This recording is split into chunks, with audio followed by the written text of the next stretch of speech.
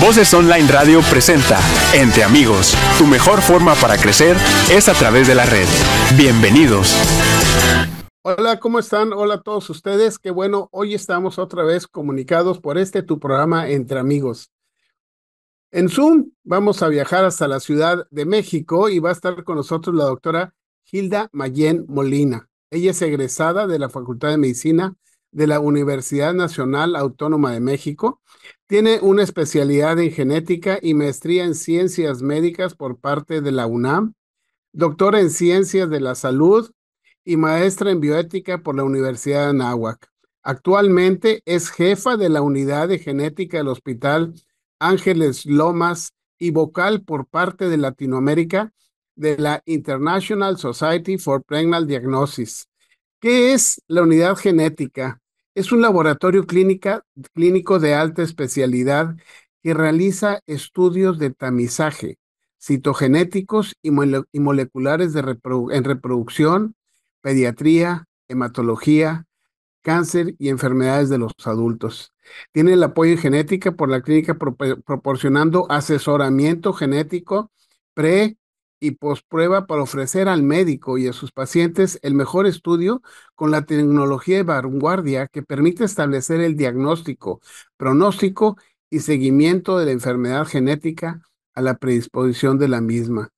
Doctora Hilda, muchísimas gracias por estar con nosotros y hoy con este tema tan importante que es epigenética y salud en la mujer. Gracias.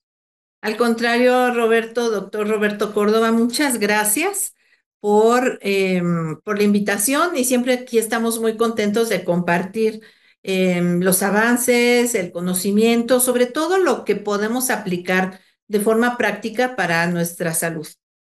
Sí, qué bueno. Eso es muy importante. No, y gracias a ti, yo creo que nos vamos a hablar de tú porque nos conocemos desde mucho tiempo, ¿verdad? Sí, ¿Y qué es la sí. epigenética? Para que la gente entienda cómo es esto de la cuestión de nuestros genes, nuestras células, el poner una etiquetita, ¿qué es lo que viene? ¿Dónde repercute? ¿Por qué repercute? ¿Qué es la epigenética? Mira, durante mucho tiempo hablamos de genética. Y genética, hablamos de cuestiones hereditarias que se heredan, valga la redundancia, de abuelos, padres, hijos, nietos, o de aquellas parejas que compartían genes en común y que pueden tener chiquitos con algún problema. Pero al hablar de epigenética, nos estamos refiriendo a que hay algo más que la genética. Muchas veces no heredamos como tal un gen responsable de una enfermedad, pero sí genes de predisposición que depende del medio ambiente el que se expresen o no. Esto es la epigenética. Es el estudio de la interacción entre los genes y el medio ambiente. Cuando hay esta interacción, se pueden desencadenar cambios bioquímicos que van a regular la expresión genética. Entonces, no son cambios en la secuencia del DNA. Nosotros conservamos nuestro mismo DNA toda la vida. Podríamos poner un ejemplo muy grueso en donde vemos, si nosotros tomamos una fotografía de cuando éramos bebés, de cuando éramos jóvenes y de cuando somos ya adultos mayores, pues podemos ver que físicamente somos diferentes, pero es que nuestro genoma ha cambiado. No, no ha cambiado. El genoma no cambia a lo largo de toda la vida. Ya nacemos con él desde que somos embriones, de hecho, pero se expresa diferente. Eso es la epigenética. Fíjate, entonces esto es importante porque entonces nosotros como personas tenemos unos genes y esos genes los tenemos heredados, pero va a haber factores en los cuales parte de ese gen se va a ver con cambios o con alteraciones o con transposición y esos cambios van a actuar para bien o para hacer daño. Correcto. Así es, ¿verdad? Ahora, ¿cuáles son los mecanismos de acción más importantes en este ámbito de la epigenética? Sí, nuestros genes son susceptibles a tener cambios en su secuencia, es decir, cambios bioquímicos. Tenemos, por ejemplo, cuando hablamos de material genético, tenemos el DNA o ácido desoxirribonucleico. Ahí tenemos toda la información.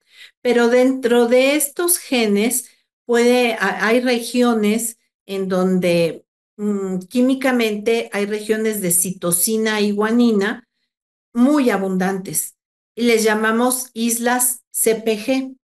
En esas regiones de nuestro genoma, esas regiones son preferencialmente susceptibles a activarse o desactivarse, a encenderse o apagarse. Y hay tres mecanismos principales. Uno de ellos es la metilación. Si yo tengo metilado un gen a través de la adición de grupos metilo en esas islas CPG, va a estar apagado. Si está desmetilado, se va a poder expresar. Y así como la metilación, hay otros dos mecanismos. Uno de ellos es la acetilación de las proteínas que están dándole forma al DNA y se llaman histonas. Ahí también es un segundo nivel de regulación.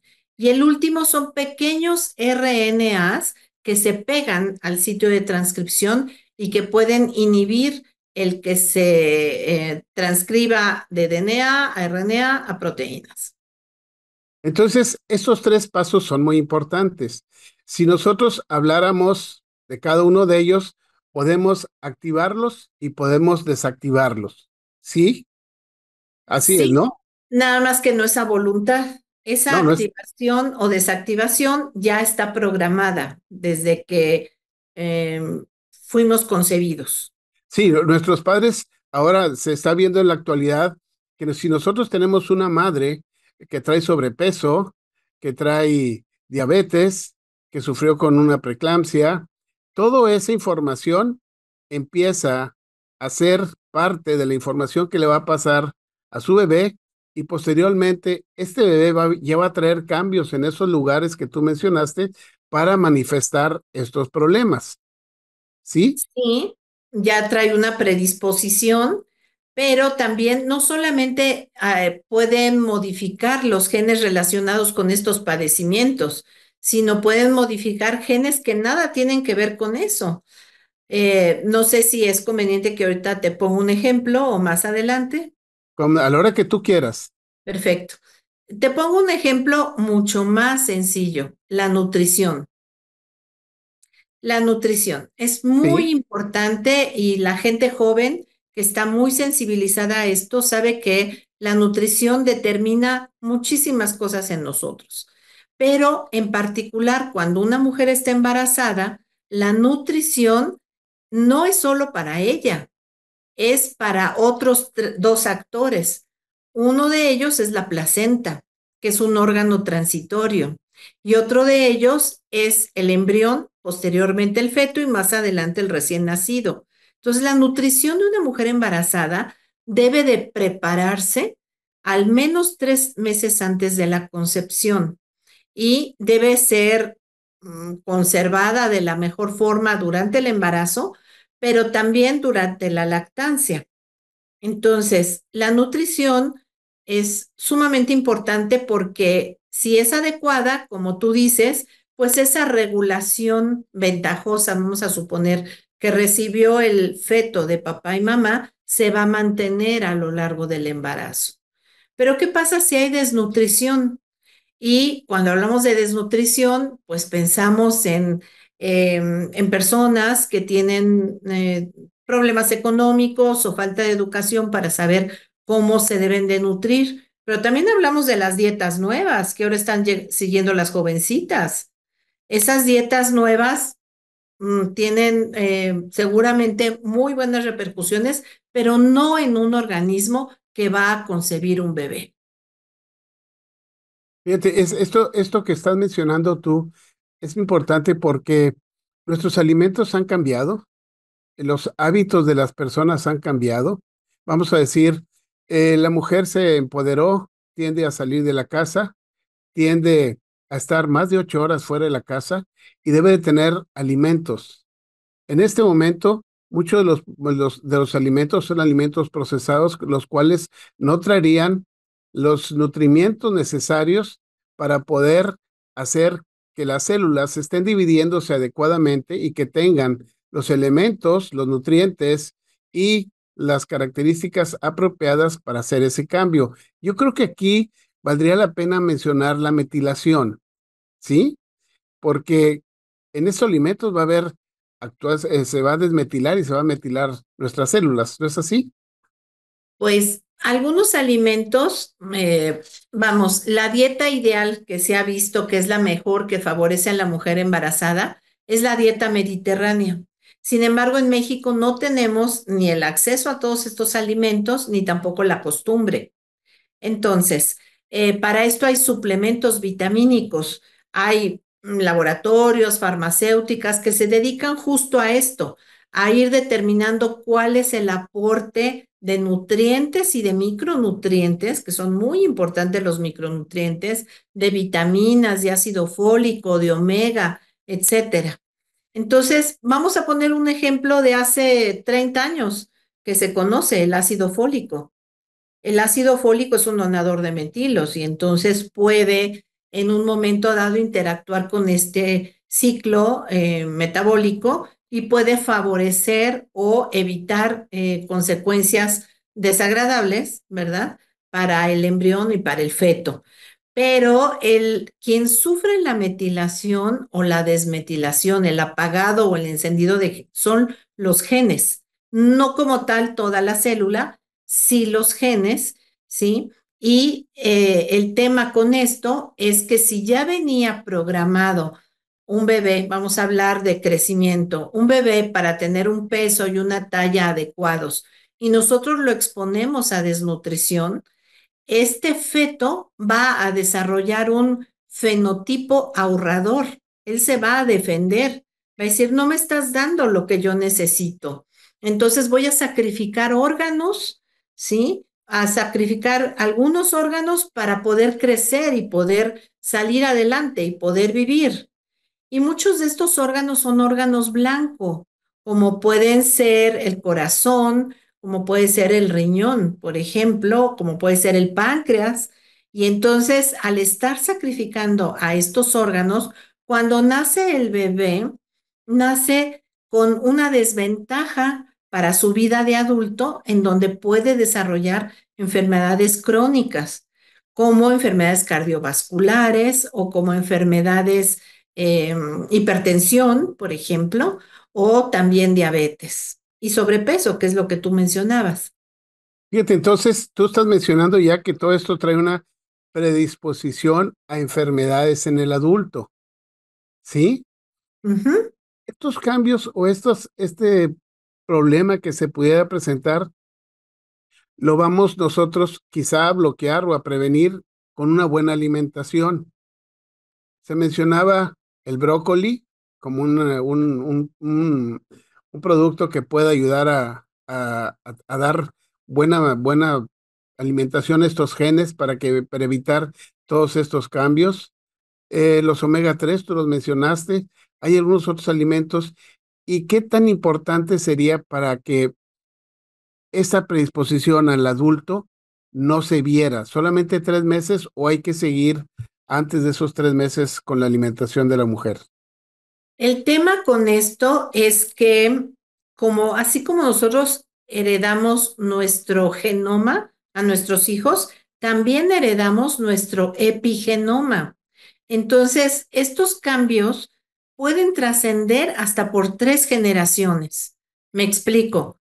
Una mujer desnutrida eh, pasa a convertirse en un feto ahorrador que puede tener restricción del crecimiento, etcétera. Y si este feto es femenino, sus células germinales, tú lo sabes, que son los ovocitos, van a persistir durante toda la vida. Entonces, este cambio epigenético desventajoso lo va a heredar a la siguiente generación, ¿sí? Entonces son cambios en reproducción humana. Sí, claro, por supuesto. Lo hereda la siguiente generación y para romper este ciclo necesitamos que se vuelva a retomar la buena alimentación, como es el ejemplo que tenemos, pero hay muchos otros factores ambientales, no solamente la nutrición. hay factores ambientales, vamos a llamarle deleterios, exposiciones ambientales deleterias, como puede ser la radiación, la temperatura, la hipoxia, este, ciertos olores, el ejercicio, el estrés osmótico, nuestra dieta, el estrés, el cuidado parental y la microbiota, entre otros. Esto se ha llamado exposoma porque son las exposiciones a las cuales va a estar expuesto un individuo en formación. Pusimos a la nutrición como un ejemplo, pero también todo lo otro tiene que ver. Sí, por ejemplo, aquí entra también el tabaquismo, Sí, por ¿sí? supuesto. El Entonces, tabaquismo, que es una droga social, finalmente, a la cual afortunadamente hemos ido disminuyendo a nivel mundial, todavía persiste en algunas comunidades, pero no es lo ideal que una mujer embarazada fume o que en su ambiente laboral o en su hogar se fume, porque sería un tabaquismo pasivo que predispone a restricción del crecimiento intrauterino, a cardiopatía congénita y al labio y paladar hendido. qué importante, ¿no? Que la mujer tenga conocimiento de todos estos riesgos que pueda tener para, pues, evitarlos con una buena preparación para su embarazo. Y hablando de preparación para el embarazo, se está postergando por parte de las parejas los embarazos. Y en esto es una parte importante de la epigenética en la reproducción humana. ¿Qué se puede mencionar para todos estos casos en los cuales pues van a entrar a tratamientos de fertilidad y con la búsqueda de un ser? ¿Qué se puede hablar de esto? Pues mira, en el mundo, y México no es la excepción, hay gran cantidad de clínicas reproductivas ahora. Ahora hay una tendencia en las mujeres en guardar sus óvulos, congelan sus óvulos para que cuando ellas se Decidan. decidan, cuando ellas decidan que ya quieren iniciar una vida reproductiva, en lugar de usar su óvulo de la edad que tienen, que pueden ser 40, 42 años, usan su óvulo de los 30 años que estuvo congelado.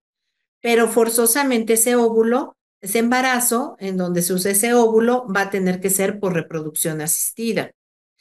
Este terreno de la reproducción asistida es un terreno resbaloso porque hay opiniones controvertidas.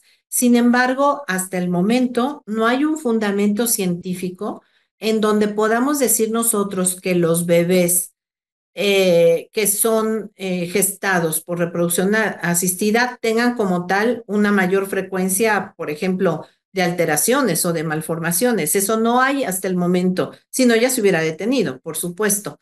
Pero sí es un embarazo que hay que cuidar de forma especial, porque estas primeras células van a estar en una caja de Petri con un medio ambiente diferente, regulado, por supuesto. Hoy incluso se usa inteligencia artificial en algunos centros de reproducción para ir viendo en vivo, ¿sí? Cómo se está comportando el embrión, qué receptores está manifestando, etcétera. Pero aún así, estamos de que no es un ambiente natural. Entonces, sí hay que controlar una serie de variables. Insisto, hoy por hoy no se ha dicho que estos bebés tengan algún tipo de desventaja o de ventaja, pero sí es de cuidado, ¿no? Es de estar más al pendiente de estos embarazos. Y fíjate, también con todos estos cambios, la predisposición o la aparición de alteraciones celulares en nuestro cuerpo empieza a ser más frecuente. Estemos hablando de lesiones malignas, como es el cáncer. ¿Qué importancia tiene el estar preparados epigenéticamente contra el cáncer? Bueno, aquí hay dos temas. La epigenética actúa en dos momentos. Uno a nivel germinal, que es lo que estamos hablando relacionado con reproducción, y otro a nivel somático, que sería el caso del cáncer. Ujú. Es decir, yo no tengo ningún cambio epigenético, pero las células cancerosas como tal son células desreguladas que pierden justamente este patrón y que se empiecen a dividir de una forma desorbitada. Entonces, aquí no ocurre en todo el organismo, ocurre como tal en el órgano que está padeciendo la neoplasia. Puede ser mama, puede ser hígado, puede ser cualquier otro órgano. El cambio se da aquí, justamente. Y entonces, ¿habría manera de cómo ayudar a una persona desde la infancia, en el vientre de la mamá o en su adolescencia para tratar de detener esto? Eh, Son dos temas. Uno es todo lo que se hace durante el embarazo repercute en el paciente, en el individuo adulto. En cuanto al cáncer, voy a hablar de lo que más conozco, que es de cáncer de mama. Y en este caso, por ejemplo, en Internet hay calculadoras de riesgo para cáncer de mama.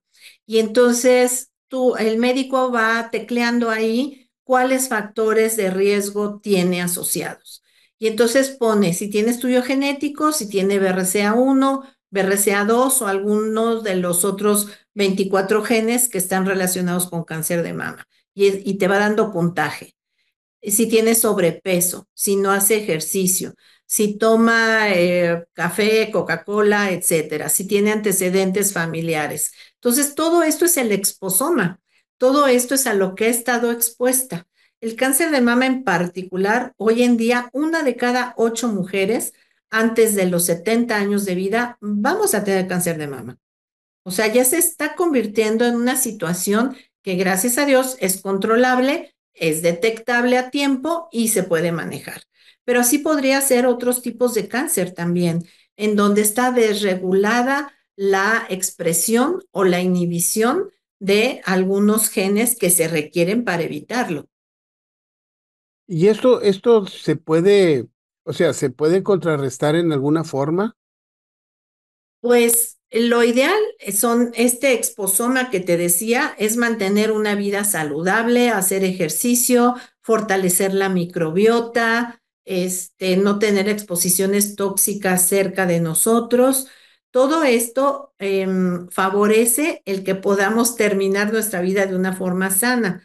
Pero justo hoy sabemos que las células cancerosas están desreguladas, pero no tenemos un efecto, una situación de causa-efecto. Si no, ya hubiéramos podido nosotros pues evitarlo. El cáncer también, las células neoplásicas tienen marcas epigenéticas y hoy son estas marcas epigenéticas las que se usan para dar una terapia personalizada.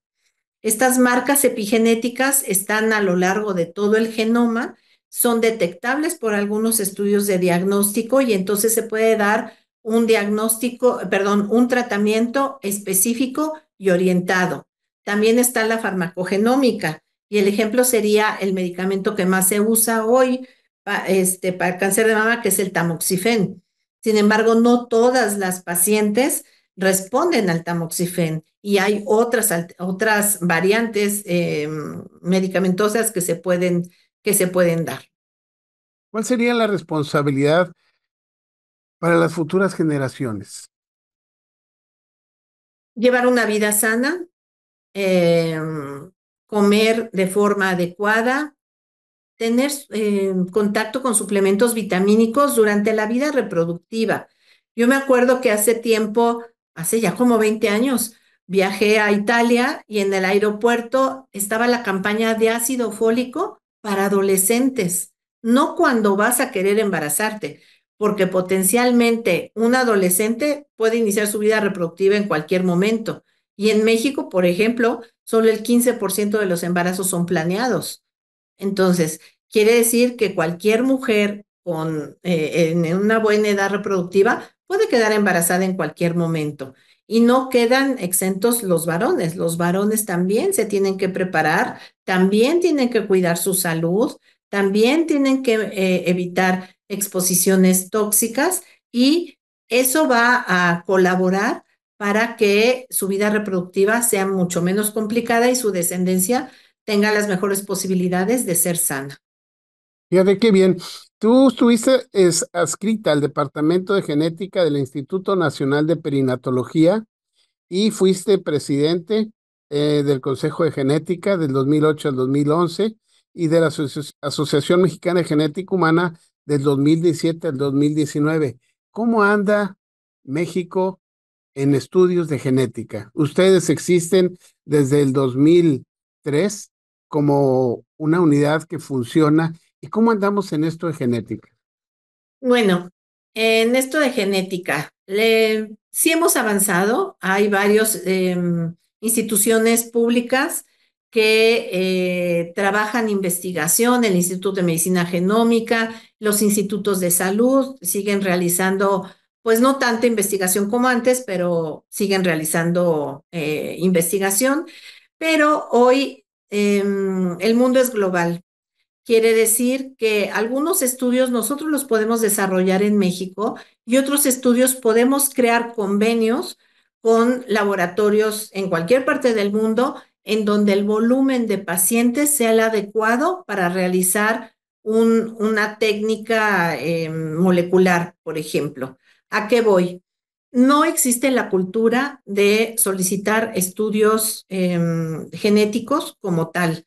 Solamente las altas especialidades lo hacen. Y algunos equipos, por ejemplo, los secuenciadores de nueva generación, requieren cierto volumen para poder aprovechar el kit con el que se están procesando. Si a mí me llega un paciente para un rack de estudios, de 30 estudios, pues tendría que cobrarle todo el rack para poder hacerlo. Entonces, ahí nos estamos potencializando. Por ejemplo, nosotros estamos a nivel privado. Varios estudios hacemos en citogenética, de verdad que tenemos muy, muy buen laboratorio. Hacemos algunos estudios moleculares, colaboramos con otros laboratorios a nivel nacional y a nivel internacional para ofrecer una cartera amplísima de estudios para el médico y para su paciente.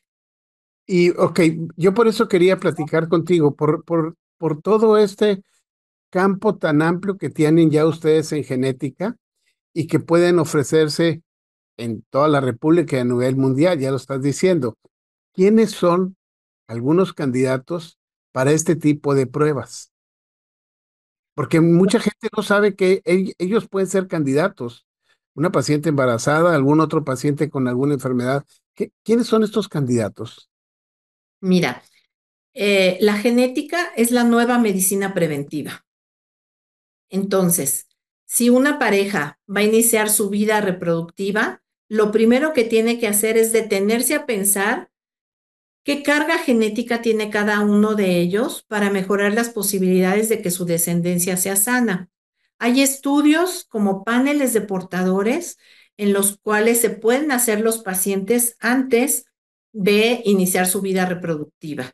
No quiere decir que si hay algún hallazgo no lo puedan hacer, claro que sí, hay opciones, pero por lo menos ya van con ese conocimiento. La palabra que tú usaste para las mujeres al principio es empoderar a las parejas para que sean corresponsables con su médico tratante de el embarazo. No podemos decir hoy que el médico es el responsable de todo. Nosotros somos copartícipes y corresponsables de nuestro embarazo también, ¿sí? Sí, Entonces, ese es un ejemplo de pacientes, perdón, de etapas en donde se pueden hacer estudios. Cualquier paciente que tenga un antecedente familiar de una enfermedad genética, puede acudir a una consulta de asesoramiento genético. Hacemos una herramienta muy sencilla que es la historia clínica genética, obviamente en manos especializadas, genetistas clínicos certificados, en donde nosotros podemos detectar si hay necesidad o no hay necesidad, porque a veces hay pacientes que tienen un antecedente muy, muy grave y de repente piensan que ya no van a poder tener bebés. Yo me acuerdo cuando estuve en perinatología, una mujer tuvo un antecedente de una anencefalia. Quedó tan asustada, tan preocupada que jamás se volvió a embarazar. cuando lo único que requería era tomar ácido fólico para mejorar las posibilidades de que esto no pudiera pasar. Pero ella quedó tan asustada que no tomó consejo, asesoría genética, que le pudieran decir que no era un tema de ella ni de su esposo, sino era un tema de alimentación. Fíjate que tan sencillo que se escucha y tan complicado para esta persona el poder haber aceptado esta situación de su embarazo con un bebé que no forma la bóveda craneal, el hueso, por eso es una anencefalia, para que la gente que nos escucha entienda que es un bebé que no forma la bóveda craneal y lo está diciendo tú, esto es por falta de ácido fólico. Tan En el sencillo como 70%, decirlo, sí. así es, ¿no? Entonces, esto sería muy importante. Algo más que nos pudieras mencionar. Bueno, yo creo que hoy en día tenemos todas las herramientas médicas, genéticas, para poder realizarnos los estudios con tiempo eh, previo a nuestra vida reproductiva, previo a ser adultos y sacar lo mejor de nosotros mismos para el futuro. Y para la salud de la mujer, ¿desde cuándo debería de estar buscando este asesoramiento, buscando esta configuración de su persona que esté en buenas condiciones? Previo al inicio de su vida reproductiva, o las madres sensibilizar a nuestras adolescentes, dar información, porque a veces todavía sigue habiendo en nuestra comunidad en México tabú, en donde no le decimos a la niña que tuvimos el primito con una alteración o el sobrinito con esto, y llegan a ciegas las chicas. Entonces, desde que tienen la posibilidad de iniciar una vida reproductiva, desde ese momento vale la pena tener una asesoría genética previa a iniciar su vida reproductiva. Pues qué importante esto que nos estás mencionando y todo lo que nos has dicho de los cambios que se pueden tener y que se pueden prevenir sencillamente con buen asesoramiento, con buena alimentación, con buen manejo, cuidarse del sobrepeso y de ahí viene una cadena de secuenciación para buena salud que va a repercutir en un estado tanto para ella como para su bebé cuando sea reproductiva en bien. Así es, así es. Dora Hilda, muchísimas gracias, Dora Hilda, por estar con nosotros. Te lo agradezco mucho. Espero yo que mucha gente nos pueda escuchar esto, principalmente las mujeres en etapa de reproductiva, antes de su reproducción, que los hombres que lo están escuchando sepan que son también portadores de lesiones y que deben de ellos de vitaminarse y tomar unos buenos alimentos. Totalmente. Muchas gracias, Roberto. Muchas Gracias a gracias. ti.